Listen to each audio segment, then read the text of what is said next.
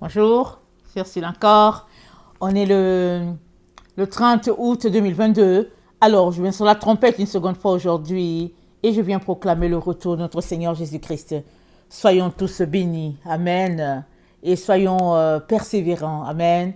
Et remplis de zèle dans ces temps dans lesquels nous nous trouvons, afin que la flamme soit toujours allumée, afin qu'il y ait toujours cette étincelle-là entre Jésus-Christ et nous. Vous savez, on peut facilement perdre l'engouement pour notre Seigneur, mais on est dans le temps où le Seigneur nous encourage à garder la flamme.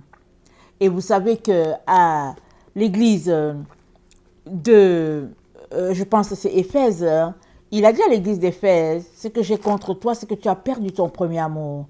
Alors, souvent en tant qu'enfant de Dieu, on peut rester dans la routine. Ça arrive à tout le monde. On peut rester dans la routine. Alors, on a notre routine, on reste là, à l'intérieur. Mais est-ce qu'on a encore la flamme? Le Seigneur nous encourage à garder la flamme. Parce que si on lit la lettre qu'il a donnée à l'église d'Éphèse, il lui dit, je connais tes œuvres, ton travail, Apocalypse 2, verset 2, et ta persévérance. Je sais que tu ne peux supporter les méchants, que tu as éprouvé ceux qui se disent apôtres, et qui ne le sont pas, et que tu les as trouvés menteurs. Il dit, je sais tout cela.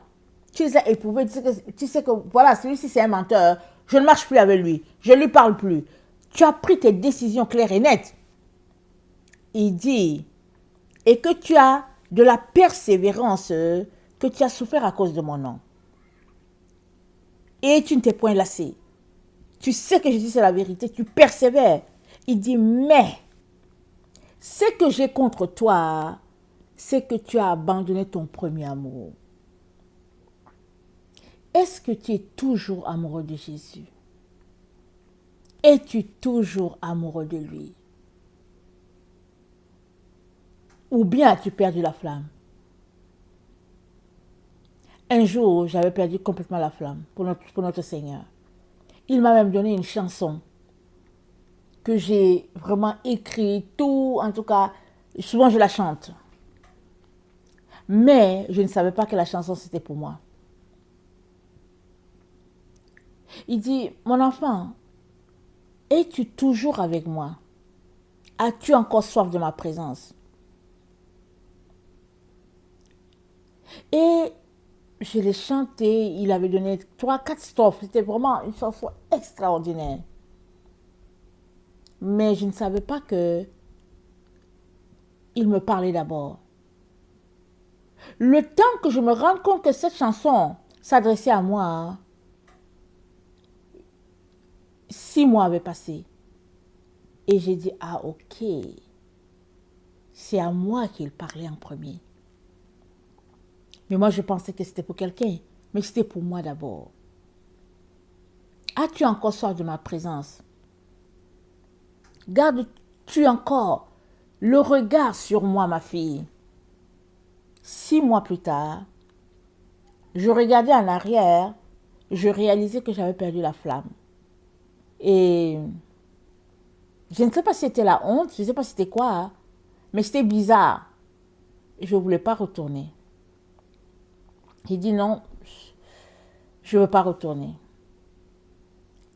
Mais ce qu'il y avait de spécial, c'est que Jésus-Christ continuait de me donner des visions de lui. Et je le voyais. Très souvent dans le jardin. Il était souvent assis là. Ou bien, il se mettait aux endroits où je devais passer. Et ça, c'était souvent dans des visions, dans des rêves. Il était toujours là. Et moi, je ne voulais pas que notre regard se croise, lui et moi. Je ne voulais pas que mon regard croise le sien. Parce que, non, je ne voulais pas retourner. C'était trop pénible. Je me suis dit, je ferme cette page-là.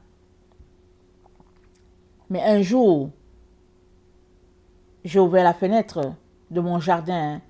Il était là, eye contact. Le contact s'est fait tout de suite et puis j'étais encore dans ses bras. J'étais à nouveau dans ses bras. Je ris parce que je me suis rendu compte que je ne pouvais pas aller bien loin. Et ce qui m'avait envoyé très loin, c'était la douleur. Cette douleur-là, ça dit, on souffre profondément. Hein? Et on se dit, je ne veux pas ouvrir cette porte-là. Ou bien je ne veux vraiment pas ouvrir cette fenêtre-là. C'est bon, je ne veux plus retourner là-dedans.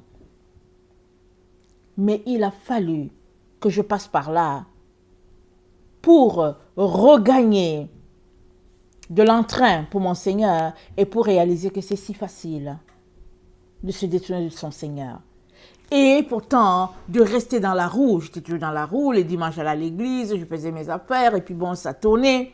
Mais, ah là là, en ce qui concernait l'intimité avec mon Jésus, c'était lointain. Alors, très très souvent, on peut passer par des situations difficiles qui font que on se détourne de son Seigneur. Mais Jésus-Christ nous dit ici, il dit, souviens-toi d'où tu es tombé. Et il dit quoi? Il dit, repens-toi.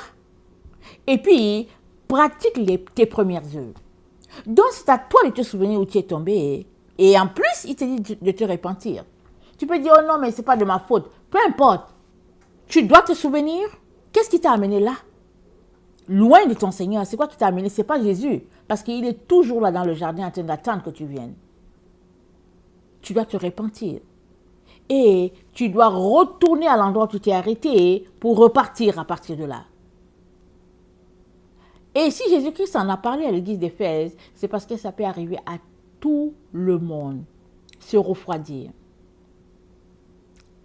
Et le Seigneur nous présente bien la situation de quelqu'un qui déteste les méchants, qui ne marche pas avec les méchants, qui est persévérant dans la parole et qui continue de faire du bien, mais il n'y a plus la flamme. Et vous savez, la flamme, c'est ce qui nous donne d'être allumé et d'être alerte. La flamme, c'est ça. Notre flamme, ça nous rend alerte, ça nous rend, on sent les choses dans l'air. Et si la flamme, on la perd, alors il y a une bonne partie de notre relation avec le Seigneur qu'on a perdue. Vous savez, le frère du fils prodigue, le frère aîné, il travaillait juste, au jour le jour, il était juste là, dans sa roue, comme cette souris blanche-là qui tourne juste sur place. Et quand son frère est revenu à la vérité, au lieu qu'il se réjouisse, il a eu un pincement au cœur de ce que le père a fêté le retour de l'autre. Parce qu'il s'est dit, mais comment? Comment ce petit qui fait son retour? Alors que moi, je suis toujours avec lui. Mais quand on regarde l'histoire de près, le fils aîné était juste dans la roue, il faisait juste les choses. A, B, C, D, Z, A, B, C, D, E, F, Z, il faisait son tour. Alors que l'autre venait d'expérimenter ce que c'était l'amour. Et il était tout feu, tout flamme. Et le père aussi était content du fait que l'enfant perdu a été retrouvé. Alors, on est dans ce temps où nous attendons le retour de notre Seigneur Jésus. Et facilement, on peut se retrouver dans la roue, en train de se dire, bon, je fais ma méditation, je fais ma prière, je fais mon jeûne, je fais ceci, je fais cela. Juste parce qu'on veut maintenir la relation avec le Seigneur. Mais le Seigneur ne veut pas qu'on soit dans un système de maintien avec lui.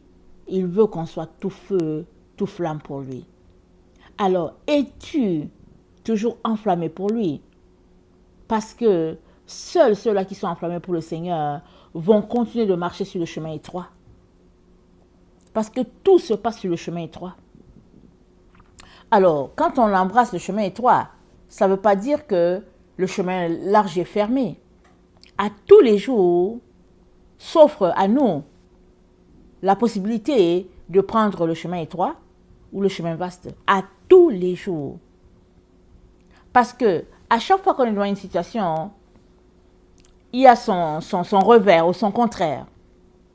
À tous les jours, t'est présenté la possibilité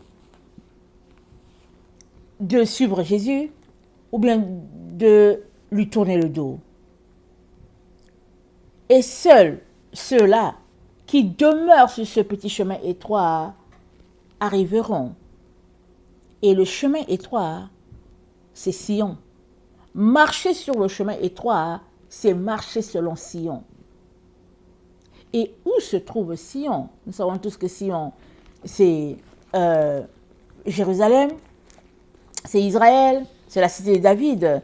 Et Paul nous rappelle très bien, il dit, dans Romains 11, le verset 25, il dit, « Car je ne veux pas, frères, que vous ignoriez ce mystère, afin que vous ne vous regardiez point comme sages.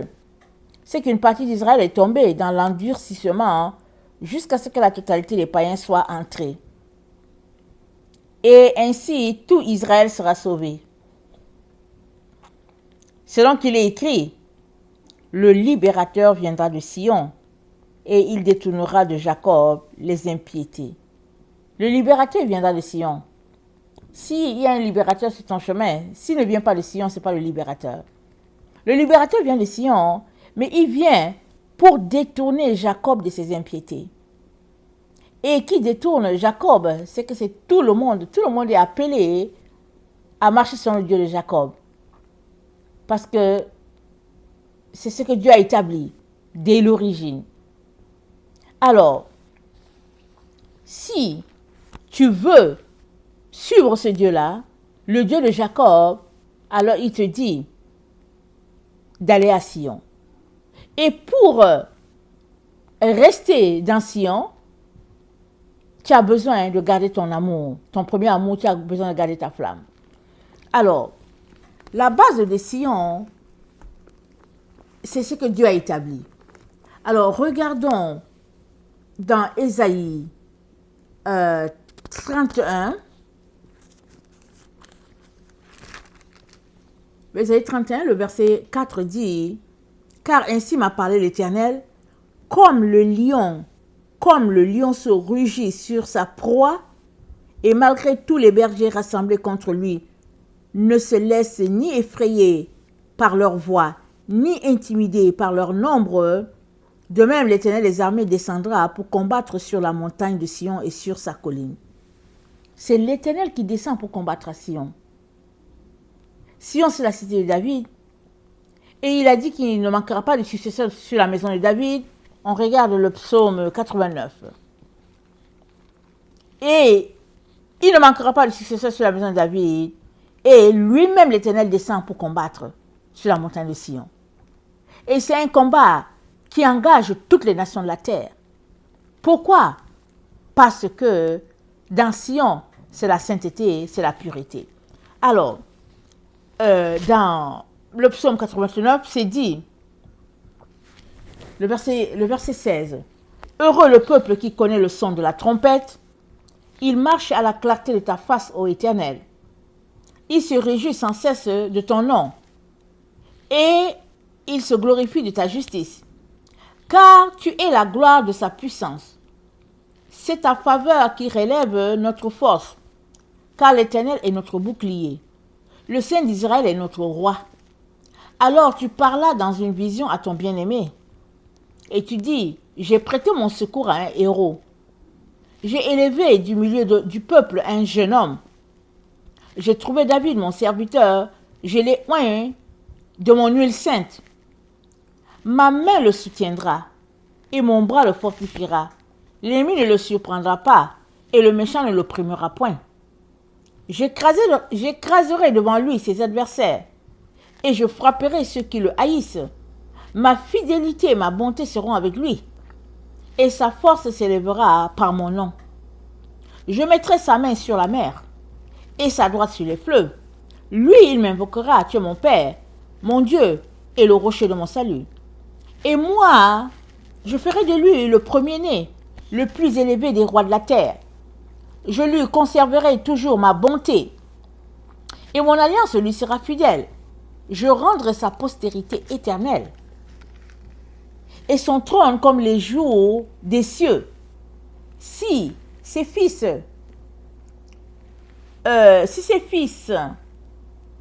abandonnent ma loi et ne marchent pas selon mes ordonnances, s'ils violent mes préceptes et n'observent pas mes commandements, je punirai de la verge leur transgression et par des coups leur iniquité. Mais je ne lui retirerai point ma bonté. Je ne trahirai pas ma fidélité. Je ne violerai point mon alliance. Et je ne changerai pas ce qui est sorti de mes lèvres. J'ai juré une fois par ma sainteté, mentirai-je à David. Sa postérité subsistera toujours. Son trône sera devant moi comme le soleil, comme la lune. Il aura une éternelle durée. Le témoin qui est dans le ciel est fidèle. Le témoin qui est dans le ciel est fidèle. Mais c'est qui le témoin qui est dans le ciel? Notre Dieu lui-même, il est le témoin qui est dans le ciel. Il est fidèle. Et il dit que lui, il ne trahira pas, il ne retirera pas sa bonté. Il ne trahira pas sa fidélité. C'est écrit, ça a été décidé, c'est établi par notre Dieu lui-même que c'est de Sion que les choses vont se passer. Et Dieu va rassembler ses enfants, tout peuple confondu, toute race confondue, en Sion. Il nous demande, il nous encourage donc à nous établir en Sion, dans Sion, parce que c'est là qu'il a décidé qu'il va mettre son fondement. Et qui dit Sion, dit, comment on appelle ça, la Nouvelle Jérusalem. Et on est dans le temps où Dieu est en train vraiment de faire découvrir son plan final à l'humanité. Et la question, elle est celle-ci. Est-ce que toi, tu es retourné à Sion? Es-tu retourné à Sion? Es-tu en train de fonctionner selon le chemin étroit? Selon les règles établies par notre Dieu en Sion? Ou bien es-tu toujours en train de te pavaner sur le chemin spacieux? Parce que Sion, c'est une façon de faire. C'est une façon de penser. C'est une façon de vivre. Et c'est établi selon les règles du ciel. Mais si tu ne veux pas marcher selon les règles de Sion, alors tu es tout simplement dans le leurre te disant que tu suis Jésus. Parce qu'à la fin, tu seras tout simplement coupé. Dans Ésaïe 33, notre Seigneur dit ça. Il dit, le verset 5, « L'Éternel est élevé, car il habite en haut, il remplit Sion de droiture et de justice. » Dieu habite en haut. Et dans Sion, c'est la droiture et c'est la justice que nous trouvons. Il dit, « Tes jours seront en sécurité. La sagesse et l'intelligence sont une source de salut. La crainte de l'Éternel, c'est là le trésor de Sion. » La crainte de l'Éternel, le trésor de Sion. Je disais, Sion, c'est une façon de faire, une façon de se comporter, une façon de parler, une façon de marcher. C'est une façon. Alors, si tu veux marcher selon le Dieu d'Israël, tu as besoin d'apprendre comment ça marche dans Sion. Tu ne peux pas faire tout simplement les choses selon ce que tu veux. Les choses sont déjà établies et Dieu s'attend à ce qu'on se comporte de telle manière, selon sa gloire, selon sa volonté. Alors, dans le Proverbe 15, le verset 24, Dieu dit, « Pour le sage, le sentier de la vie mène en haut, afin qu'il se détourne du séjour des morts qui est en bas. » Pour le sage. Je répète, pour le sage, le sentier de la vie mène en haut. Ça, c'est pour le sage. Et Dieu dit qu'il est en haut, lui, notre Dieu, il est en haut. Et dans Sion, il établit la droiture et la justice. Où se trouve Sion? Sion est sur la terre. Il y aura une relation étroite entre ciel et terre. Il y aura une harmonie entre ciel et terre. Il y aura une intimité profonde entre le ciel et la terre. Mais est-ce que tu feras partie de ceux-là qui seront en relation étroite avec Dieu? Si tu dis oui, il faudrait que tu te mettes à pratiquer la droiture et la justice selon notre Dieu, pas selon le monde. Alors, comprenons que la façon de faire des hommes, elle est révolue, ça ne marche pas devant Dieu. Il nous dit, voilà comment nous devons nous comporter. Les hommes ont divisé les églises, ils ont divisé les hommes. Ils ont dit, oui, ça c'est tel groupe, c'est les adventistes. Ici, là, c'est les presbytériens. Là, c'est les gens de l'Alliance. Ici, c'est les pentecôtistes. Ils sont divisés. Mais notre Dieu n'est pas divisé. Et Dieu, pour nous rassembler tous, il dit, le libérateur viendra de Sion. C'est de Sion que le libérateur va venir. Il ne va pas venir d'ailleurs. Alors, si tu penses que tu fais partie des rachetés de l'Éternel, ça veut dire que tu es en train de marcher selon Sion. Mais si tu réalises que ce n'est pas ça, repens-toi et cherche les règles de vie de Sion, les normes établies par notre Dieu dans Sion. Et Sion, notre Dieu dit, c'est marcher selon les anciens sentiers. Il l'a longtemps dit. Il le dit constamment, fréquemment d'ailleurs. Alors, dans... attendez. Dans 1 Corinthiens 3, le verset 16, notre Dieu nous rappelle très bien, on connaît bien ce verset, ça dit, ne savez-vous pas que vous êtes le temple de Dieu et que l'Esprit de Dieu habite en vous? Si quelqu'un détruit le temple de Dieu, Dieu le détruira. Car le temple de Dieu est saint et c'est ce que vous avez, c'est ce que vous êtes. Que nul ne s'abuse de lui-même. Si quelqu'un parmi vous pense être sage selon ce siècle, qu'il devienne fou afin de devenir sage. Car la sagesse de ce monde est une folie devant Dieu. Aussi est-il écrit, il prend les sages dans leur ruse. Et encore, le Seigneur connaît les pensées des sages. Il sait qu'elles sont vaines. Que personne donc ne mette sa gloire dans les hommes, car tout est à vous. Que personne ne mette sa gloire dans les hommes. Voilà ce qu'il nous dit. Alors, mettre sa gloire dans les hommes, c'est se confier aux hommes. C'est mettre les hommes en premier. Et mettre sa gloire en Dieu, c'est placer Dieu en premier.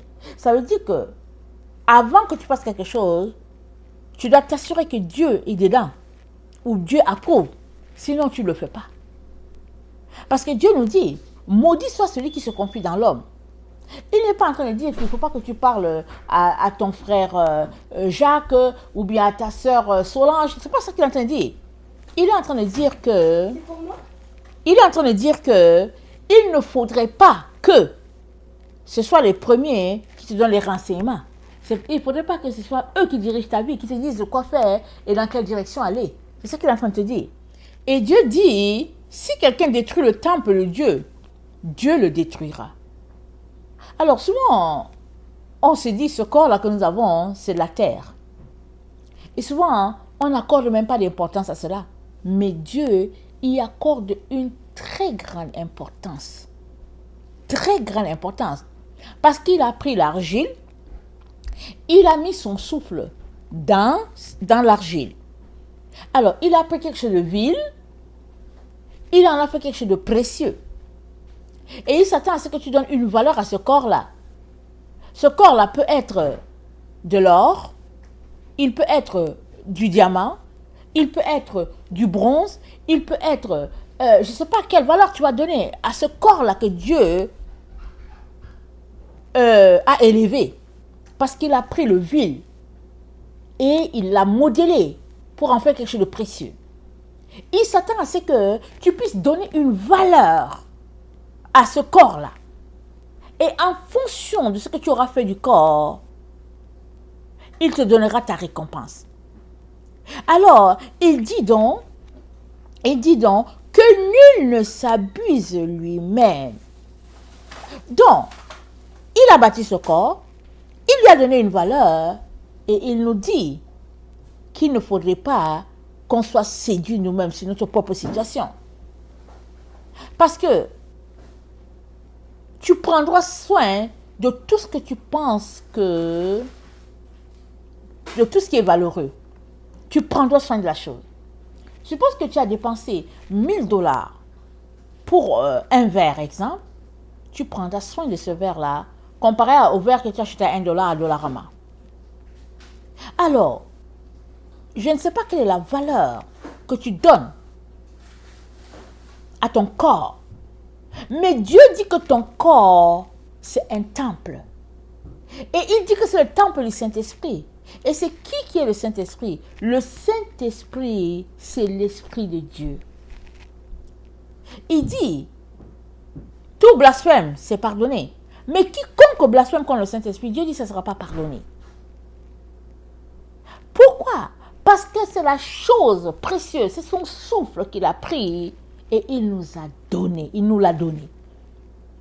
À tel point que dans 1 Corinthiens 4, au verset 17, il dit, pour cela, je vous ai envoyé Timothée, qui est mon enfant bien-aimé et fidèle dans le Seigneur. Il vous rappellera quelles sont mes voies en Christ, quelle est la manière dont j'enseigne partout dans toutes les églises.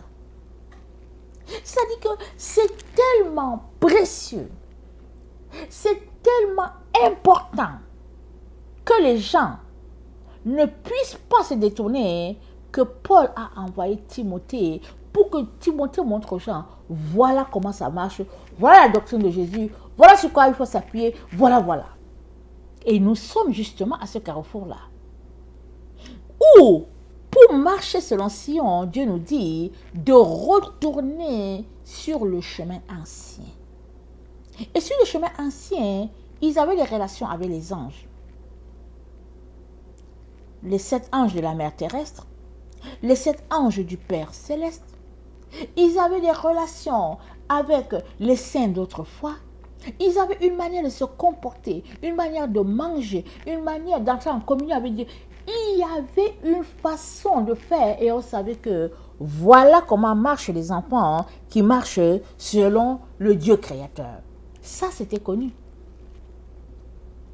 Alors, je vous encourage à regarder ma vidéo parce que chaque fois, ces derniers temps, chaque fois que vous allez voir la vidéo, il y a la doctrine de Christ qui est là. Alors, la doctrine de Christ, elle a été établie par Christ lui-même.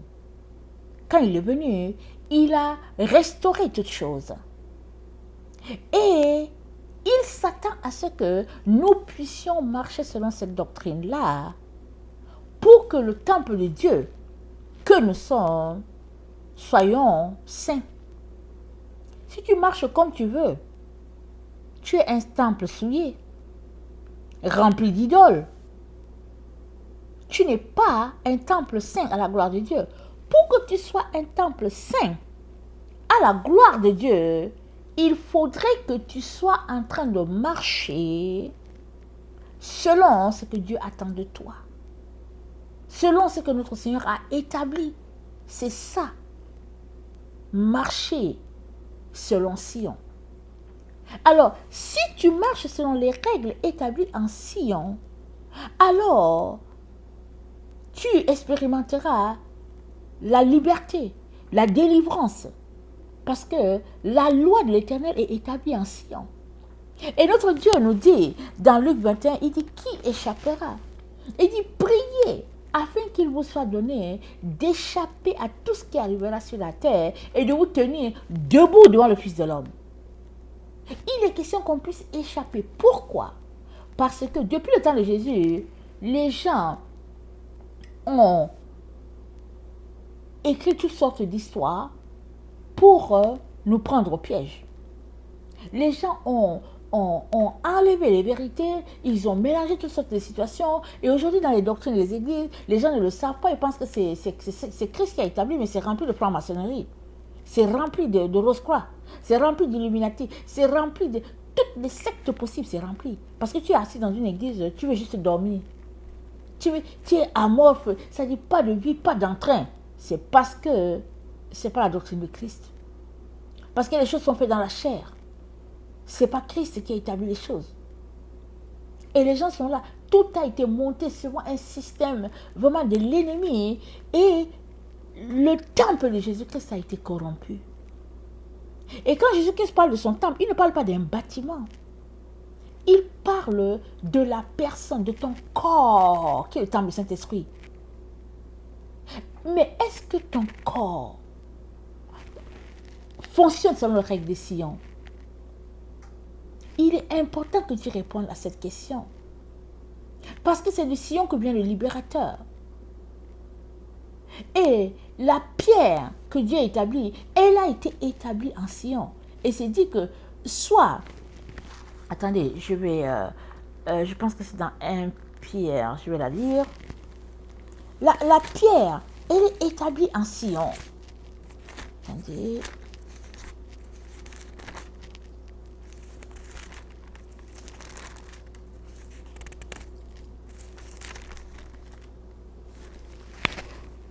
Pierre 2, le verset 6, car il est dit dans l'Écriture, voici je mets en Sion une pierre angulaire, choisie, précieuse, et celui qui croit en elle ne sera point confus.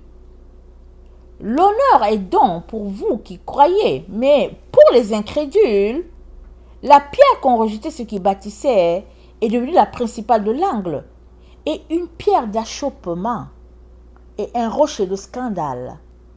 Ils s'y heurtent pour n'avoir pas cru à la parole, et c'est à cela qu'ils sont destinés.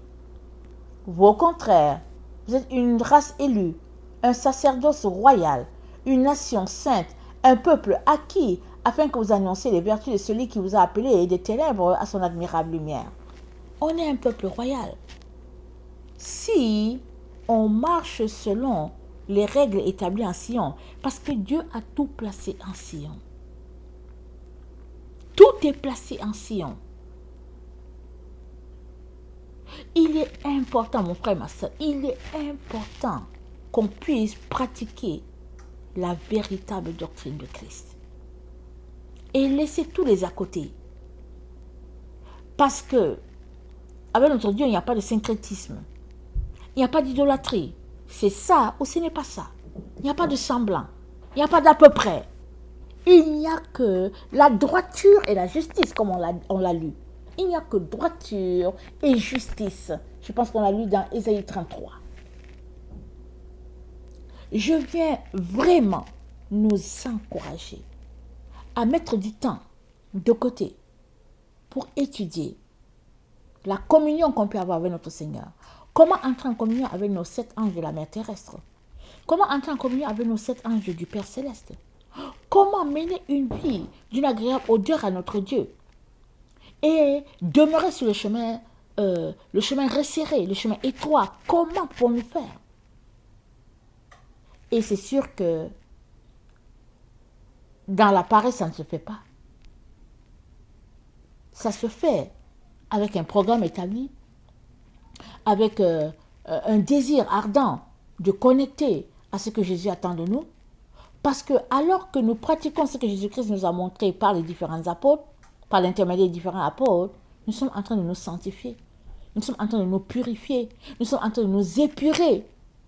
De telle sorte que on puisse être prêt quand le Fils de l'homme se révélera à nous. Amen. Parce que c'est dit, qui tiendra devant le messager de la fin? Qui? Alors je vais terminer avec ce texte de Malachie et en nous rappelant qu'il est très très important qu'on s'assure qu'on est en train de marcher dans la vérité, dans la droiture. Alors Malachie 3, voici j'enverrai mon messager, il préparera le chemin devant moi. Et soudain entrera dans son temple le Seigneur que vous cherchez. Et le messager de l'alliance que vous désirez, voici il vient, dit le Seigneur l'Éternel. Dit l'Éternel des armées, pardon. Qui pourra soutenir le jour de sa venue? Qui restera debout quand il paraîtra? Car il sera comme le feu du fondeur, comme la potasse des foulons. Il s'assiera, fondra et purifiera l'argent. Il purifiera les fils de Lévi. Il les épurera comme on épure l'or et l'argent. Et ils présenteront à l'Éternel des offrandes avec justice. Alors, l'offrande de Juda et de Jérusalem sera agréable à l'Éternel, comme aux anciens jours, comme aux années d'autrefois. Je répète, comme aux anciens jours, comme aux années d'autrefois. Nous, là, les gens de notre génération, là, on aime faire les choses à la mode. Notre mode à nous. À la va-vite, à la micro-ondes. On dit oui, et attends, regarde ça, fais ceci, fais ceci. On aime faire nos affaires. Mais Dieu a établi les choses depuis les origines des temps, de telle sorte que nous pratiquions sa doctrine maintenant, ou qu'elle ait été pratiquée 100 ans plus tôt, quand on se retrouvera tous ensemble, excusez-moi, j'ai un problème avec mon micro, quand on se retrouvera tous ensemble, on pratiquera la même chose. Ne pensez pas que quand on va arriver là-bas, c'est là qu'on va dire, attendez, on va apprendre comment c'était encore. On le fait déjà ici. Et quand on se retrouve dans sa présence, on sera tout simplement content de se retrouver, de s'embrasser, parce qu'on aura marché de la même manière. Alors, c'est dit, attendez, c'est dit, alors l'offrande de Juda et de Jérusalem sera agréable à l'Éternel, comme aux anciens jours, comme aux années d'autrefois. Je m'approcherai de vous pour le jugement. Je me hâterai de témoigner contre les enchanteurs et les adultères. C'est là qu'il va s'approcher. Et il va se hâter de témoigner contre les enchanteurs et les adultères. Pourquoi? Parce que ses enfants sont sortis de là. Parce que ses enfants, parce qu'il ne va pas perdre un seul de ses enfants. Parce que ses enfants ne sont pas adultères, ne sont plus adultères. Ils sont en train de marcher comme les règles établies en Sion. Ça, c'est très, très important, mes frères et sœurs. C'est très important. Ce n'est pas une affaire de pentecôtistes, de catholiques,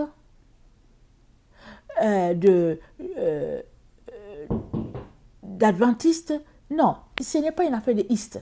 Non, ça n'a rien à voir. C'est une affaire de l'enfant qui aime son père et qui a décidé d'obéir à ce que papa a établi.